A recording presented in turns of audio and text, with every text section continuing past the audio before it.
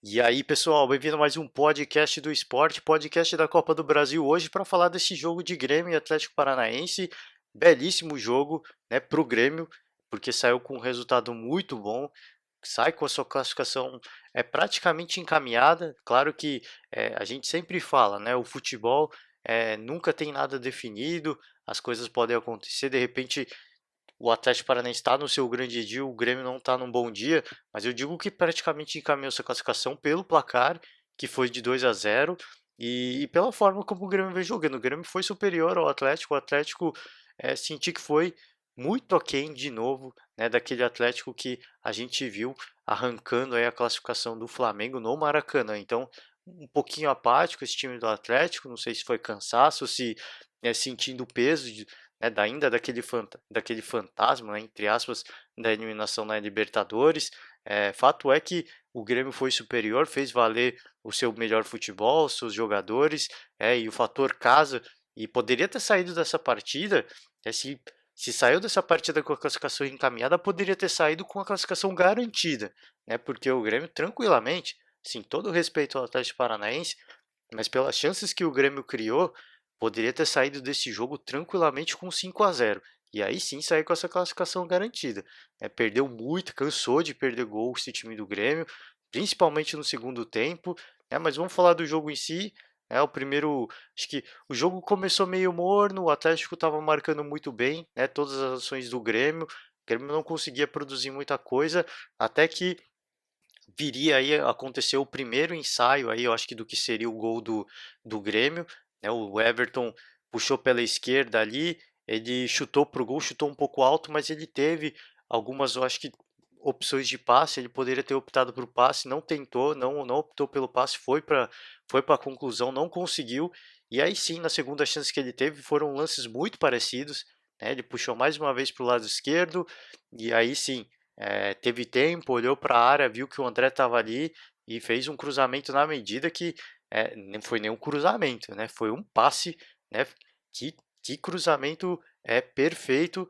O André tranquilo, cabeceou firme e fez o primeiro gol. A defesa do Atlético, ninguém marcando o André. Todo mundo, se você pegar para ver o replay, todo mundo olhando para a bola. E aí, na hora que o André pega a bola, parece que surge um fantasma na frente da galera, né?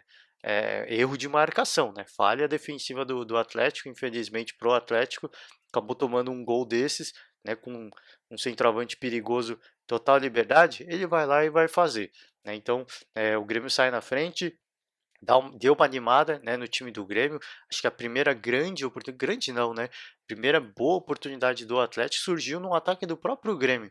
O Grêmio, uma cabeçada do Jeromel, não foi muito forte, foi no meio do gol, o goleiro Santos defendeu, e aí ele fez um lançamento direto para o Rony, correu muita velocidade, e aí ele tentou um chute cruzado ali, meio mal posicionado, chutando na corrida, então por isso que disse que não foi uma grande chance, foi uma boa chance, né? Talvez se ele tivesse tentado parar, né, dar um corte no zagueiro, o zagueiro pela velocidade que estava, eu esqueci agora quem que era, estava na marcação, teria passado o reto com certeza, e aí ele teria, acho que um posicionamento melhor aí para tentar uma conclusão um pouquinho melhor, mas deu um susto, né? Deu um susto porque foi um lance de muita velocidade, um bom contra-ataque, né? Um bom lançamento do goleiro, e aí acho que a grande chance do Atlético Paranaense foi mais para o final do primeiro tempo. O Grêmio, ainda no primeiro tempo, teve outras chances, mas nada de muito perigo, nada assim, lances, bolas que o goleiro defendeu tranquilamente. E eu acho que a chance de mais perigo, de chance real de gol do Atlético, foi do Cirino no final do primeiro tempo já. Ele chutou ali, poderia, se tem, ele estava pelo lado esquerdo, ele chutou, acabou chutando para o lado esquerdo do gol para fora. Se conseguisse um chute mais cruzado, talvez teria feito um belíssimo gol. Estava livre no lance, estava com ninguém na marcação e aí acabou perdendo o lance e de repente faz esse gol. O cenário do jogo mudaria. Eu acho que o Atlético ganharia um pouco de ânimo. Fato é que não conseguiu. Né, o Grêmio continuou superior no segundo tempo, fez valer aí a sua superioridade em casa, já estava jogando o jogo inteiro bem melhor de uma forma geral, né? Teve um lance do André num passe do Everton que foi do inacreditável, né? Ele recebeu a bola sozinho, ele foi tentar driblar o goleiro, acabou errando a passada, se atrapalhou, caiu, ele chegou, os gremistas até pediram pênalti, mas ele se atrapalhou mesmo, né? Acho que o lance estava tão óbvio, estava tão fácil que ele foi tentar dar um corte do gol, estava tão isolado que eu acho que nem ele acreditou, talvez achasse que estava até impedido, eu não sei. Né, os jogadores do Atlético pedindo impedimentos, do Grêmio pedindo pênalti, não teve nem impedimento e nem teve pênalti, tá? O lance foi muito legal, pelo 2, 3 metros, né, de tranquilo aí, de folga que o André tinha para não estar em linha de impedimento e acabou perdendo um belíssimo gol, talvez essa tenha sido uma das maiores chances do Grêmio de ter conseguido um placar mais elástico. O segundo gol acabou saindo numa cobrança de falta do Jean-Pierre. Cara, que golaço, mano. Que golaço mesmo. A bola passou do lado da barreira e entrou no limite do gol, assim. Você pegar para ver um replay da câmera, assim, de frente com o gol, cara, a bola entrou no limite do limite ali. Foi na bacia das almas, no cantinho, e o goleiro acabou não chegando. Belíssimo gol do Jean-Pierre, diga-se de passagem, muito raro, né? A gente sempre fica um pouquinho estupefato quando vê gol de falta, porque não é muito comum no Brasil mais hoje em dia a gente vê gols de falta, e quando a gente vê um gol a gente fica até um pouco incrédulo, né? Fica até virar algo um pouquinho inédito, né? Então é ruim, né? Isso pro futebol de uma forma geral. Mas enfim, fato é que foi um belíssimo gol e o Grêmio seguiu perdendo chances. Eu acho que o último lance que eu queria dar de destaque foi um lance do Diego Tardelli que, pelo amor de Deus, uma belíssima tabelinha. A bola sobrou para ele sozinho, frente a frente com o goleiro. Ele quis tirar do goleiro, acabou chutando para fora, cara. Então, se eu disse que poderia ter saído 5-0, pelo menos 4-0 fácil o Grêmio poderia ter saído dessa partida, do lance do André que acabou se atrapalhando, o lance do Diego Tardelli que tentou tirar tanto do goleiro que acabou chutando para fora, né? E aí acabou perdendo, acho que os dois perderam ótimas chances de sair desse jogo com um resultado muito, mas muito favorável. Né? O resultado é muito bom, é muito favorável. Acho que o Grêmio está numa belíssima condição. Já falei aqui no comecinho, está numa ótima condição para se classificar. Que momento, né, dos times gaúchos. O Internacional venceu o Cruzeiro fora de casa. Agora o Grêmio jogando em casa 2-0. Lógico, nada definido. O inesperado pode acontecer, né? De um lado, a gente tem o Internacional que vai jogar contra o Cruzeiro e um Cruzeiro que vem com um técnico novo. Então, de repente, a gente não sabe. Pode dar um ânimo aí para essa galera, pode dar uma renovação dos ares, das energias e o Cruzeiro fazer um baita jogo. Isso é possível de acontecer, né? Porque houve uma mudança de comando técnico. De repente vira a chave do nada, né? Então, não está nada definido, mas o resultado do Internacional é muito bom, porque venceu fora de casa e o Internacional jogando no Beira-Rio é praticamente imbatível. É um time que se não joga um fino da bola, os jogadores se entregam de corpo e alma. Então, vai ser uma parada difícil para o Cruzeiro, muito bem encaminhada essa classificação do Internacional. E do outro lado, o Grêmio, que vence um Atlético Paranaense, que vinha aí algumas semanas atrás como uma das grandes surpresas, uma das boas aí, a gente pode dizer, né, umas boas surpresas aí que a gente estava vendo no Campeonato Brasileiro e no campeonato dos times brasileiros, né, de uma forma geral, e que agora começou a oscilar um pouco e, lógico, vai jogar o segundo jogo em casa, então por isso que não tem nada definido. Um 2-0 não é um placar absurdo, o Atlético é muito capaz de fazer 2 gols no Grêmio, né, jogando na Arena da Baixada, ali é muito difícil, é muito difícil de jogar lá, principalmente por causa do gramado, a grama sintética. Então, o Atlético Paranaense tem que fazer valer esse mando de campo, né?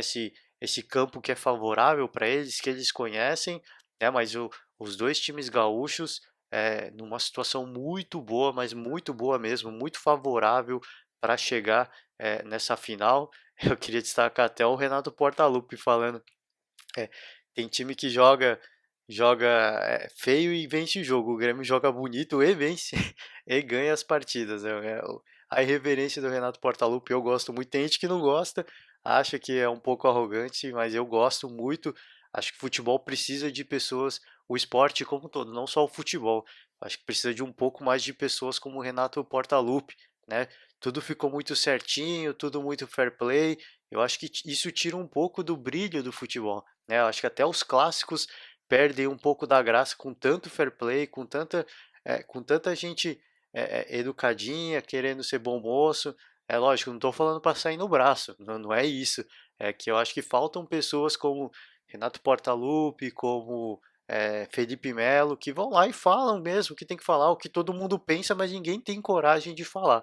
Então eu acho que eu gosto bastante da irreverência do Renato Portaluppi e uma fase, né, não tem o que falar. Renato Portaluppi no Grêmio, desde que ele assumiu, vem vivendo uma fase muito boa, lógico. Passa por altos e baixos, mas um casamento perfeito, né? Vem numa fase excelente e o Internacional também sob o comando do Odair Hellmann também, que fase, que momento, né? Os dois times muito bem, né? Tanto na Libertadores quanto na Copa do Brasil. O Portaluppi, o Renato Gaúcho falou que estamos vivos nas 6 competições. Assim, desculpa aí, Renato, mas Campeonato Brasileiro acho que já ficou difícil para o Grêmio, ainda mais com o time do Grêmio tendo que focar duas competições que são muito mais valorizadas, né? A Copa do Brasil pela premiação e a Libertadores, né? Porque é o sonho de todo mundo, credencia o time a jogar o Mundial. é, então acho que são duas competições que vão demandar muito esforço, muita atenção do Grêmio e obviamente que o Campeonato Brasileiro vai ficar um pouco de lado mais uma vez, já está, né, ficando um pouco de lado e eu acho que o Grêmio vive em duas competições, tá? Só, tá? Não em três. Eu acho que o Campeonato Brasileiro, esse ano para o Grêmio, tá fora de cogitação. Para o Internacional ainda é possível. O Internacional tá lá no topo da tabela. Eu acho que pro torcedor do Internacional, acho que ainda dá para sonhar, claro. Ah, mas o campeonato é muito longo. A gente sempre ouve isso, mas cara, a gente pega o líder Santos, né? O Santos que está muito bem no Campeonato Brasileiro, só olha para o brasileiro. O São Paulo que está numa crescente muito forte, né? Com dois grandes reforços aí recém-contratados, também, além de estar voando, só foca no brasileiro. Então é por isso que eu digo que é muito difícil, né? Muito difícil. E você tem um Palmeiras e um Flamengo que agora só focam no Brasileirão e na Libertadores. Então vai ficando cada vez mais difícil para o Grêmio, por exemplo, entrar nessa disputa do título nacional. Claro que tudo é possível, mas eu acho que eu não coloco o Grêmio entre os favoritos desse título. Por isso que eu digo que eu acho que o Grêmio está vivo em duas competições só. O Campeonato Brasileiro vai ser aquele campeonato disputado para no máximo G4 aí mais para o final do ano, quando já não tiver que é, dividir tantas atenções entre várias competições. Mas é um time que muito bem e que podem, tanto o Internacional quanto o Grêmio, serem campeões de duas competições, porque vem jogando muito bem as competições de mata-mata e, cara, não é que eu tô torcendo para os dois, mas seria muito legal ver um clássico gaúcho na final da Copa do Brasil, ia ser um negócio tenso, cara, ia pegar fogo, então ia ser legal de ver, claro, mais uma vez sempre respeitar aí a tradição do Cruzeiro na competição, maior campeão da Copa do Brasil, técnico novo, novo comando técnico, as coisas podem mudar, a gente não sabe o que pode acontecer, então é muito possível isso, lógico que é difícil pela fase que vive, mas é muito possível, né? E do outro lado o Atlético Paranaense que é sempre um adversário que pode surpreender, já mostrou isso, de repente vira a chave e aí as coisas começam a acontecer de forma positiva. Então, os dois gaúchos estão muito bem, né? Para mim, neste momento, são os dois mais favoritos em uma ótima condição, mas uma ótima condição mesmo, né, eh, de se classificar para a final. Queria dar destaque aqui para o Internacional, que para a segunda partida jogando no Beira-Rio contra o Cruzeiro pode não contar com o Paulo Guerreiro, tá? A seleção peruana, o Internacional pediu a liberação do Guerreiro para a seleção peruana. Aparentemente, nesse primeiro momento, ele não vai ser liberado. Então, o Paulo Guerreiro pode ficar fora aí dessa partida decisiva. E, cara, eu concordo, e aí eu concordo muito com o que alegou aí a Federação Peruana, né, que, cara, a gente não tem culpa, eu sinto muito, né, o Brasil não segue datas FIFA, Então, cara, eu sinto muito, eu só lamento. Infelizmente, não tem o que a gente fazer, eu não sou obrigado a liberar o jogador. E eu concordo, de certa forma, eu acho que quem tem que ser cobrado por isso, e todo ano se fala disso, né? É impressionante. Todo ano entra à tona essa questão das datas FIFAs, e, cara, é figurinha repetida. Todo ano você pode ter certeza que no ano que vem isso vai acontecer de novo, vai ter problema de seleção por causa de data FIFA.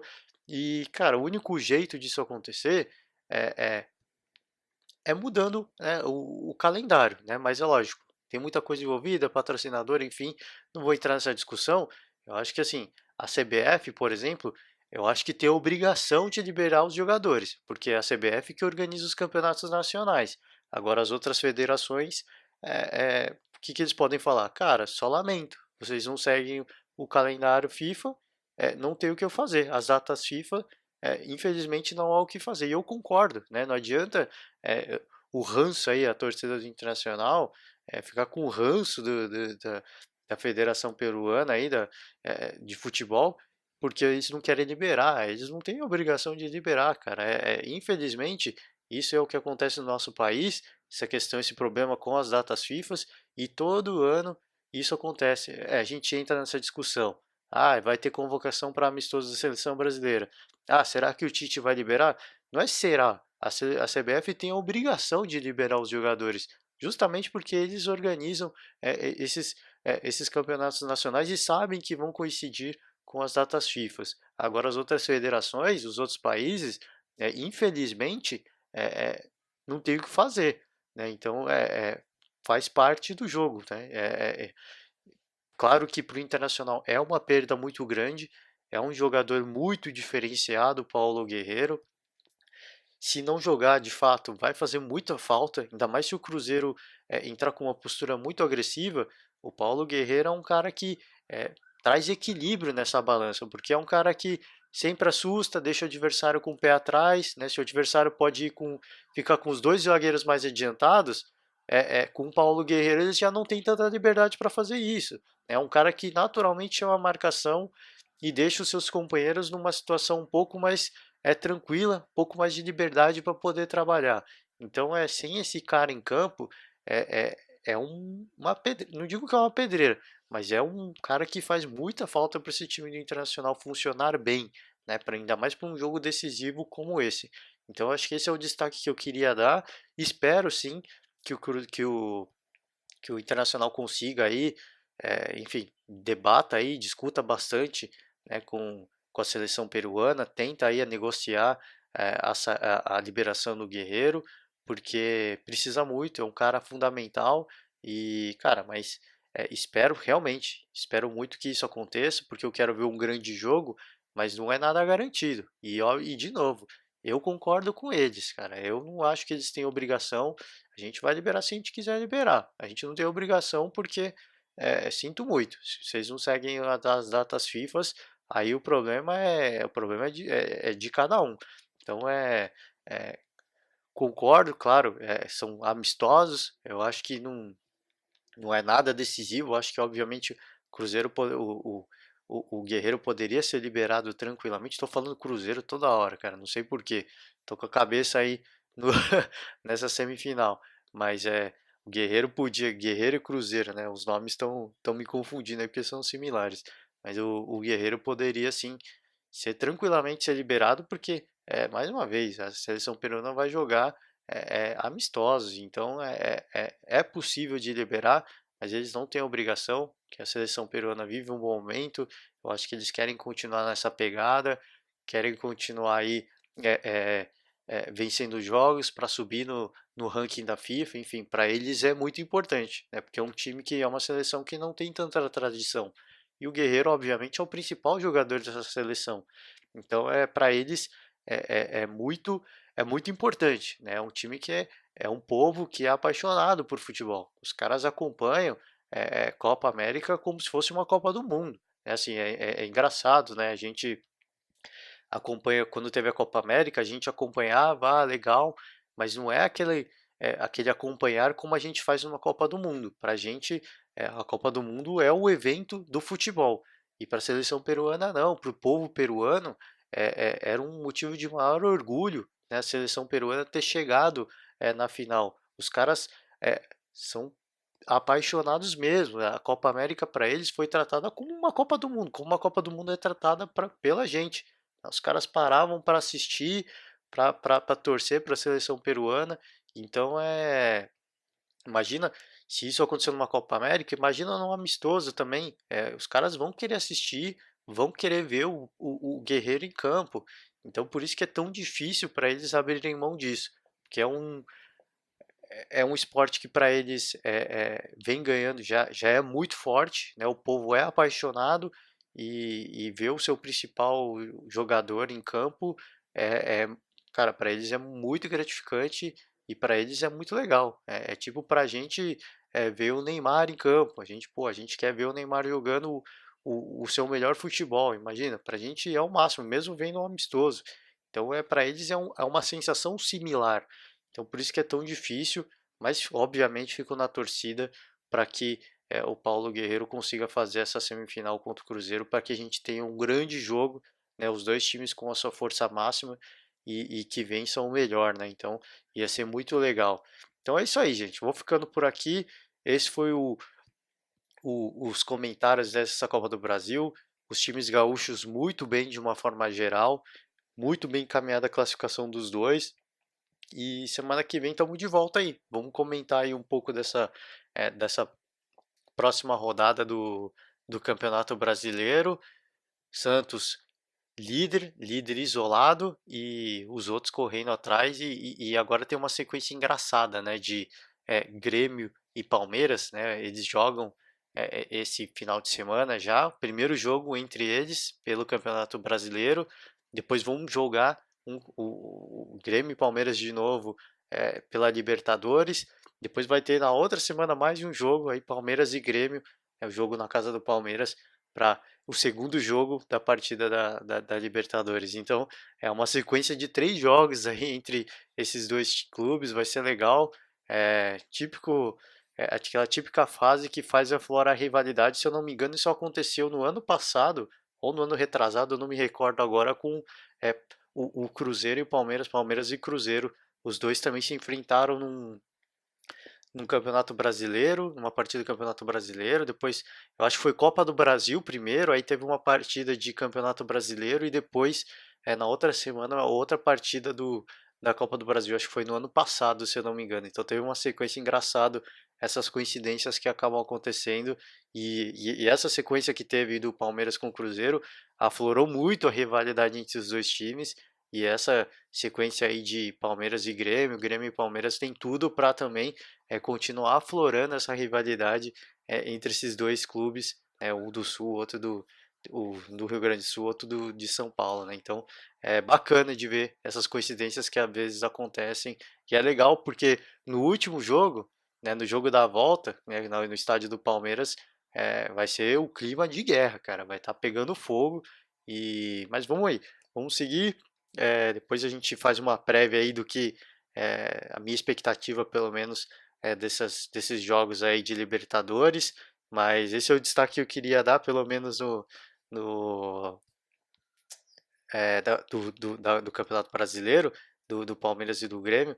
E outro destaque, né, que eu queria dar a estreia do Rogério Ceni no Cruzeiro, vai jogar contra o Santos, líder Santos, partida difícil, que pedreira que pegou agora já o Rogério Ceni logo no primeiro jogo. E outro destaque também, Daniel Alves foi inscrito aí, apareceu no bid, então já está liberado para jogar. Eu até tinha falado, né, no jogo que o São Paulo ia fazer contra o Santos, eu tava falando que o Daniel Alves falou que iria jogar, mas ele nem podia jogar, ele nem estava inscrito ainda. Então, mais que ele quisesse jogar, eu olho aqui, pô, não era um bom negócio naquele momento, porque eu não sabia em que condição física estava o Daniel Alves. Agora está inscrito, agora pode jogar, mas na época não podia ainda. Então, entrei naquela discussão toda, mas na verdade ele nem podia jogar. Então, agora pode, vamos ver se ele estreia de vez. Mais uma vez, eu não sei como é que tá ele fisicamente, mas dependendo do andamento da partida, até por ser uma partida em casa contra o Ceará, é possível que ele entre sim. Se não tiver bem fisicamente, é possível que entre até no final do jogo. Se o São Paulo estiver ganhando bem, é capaz de que ele entre aí e faça a festa da torcida. Então vai ser legal de ver, vamos acompanhar aí esse São Paulo que a gente pode ter a estreia aí do Daniel Alves, ficar na expectativa para ver primeiro jogo dele com a camisa do São Paulo, outro também bacana de ver Cruzeiro, sob o comando do Rogério Ceni e a sequência aí de Grêmio e Palmeiras aí, Campeonato Brasileiro e 2 jogos pela Libertadores. É isso aí, gente. Vou ficando por aqui essa semana. Vamos acompanhar, né, a rodada do Brasileirão e semana que vem a gente está de volta para fazer aí mais resumos esportivos, beleza? Valeu, galera. Um forte abraço e até a próxima.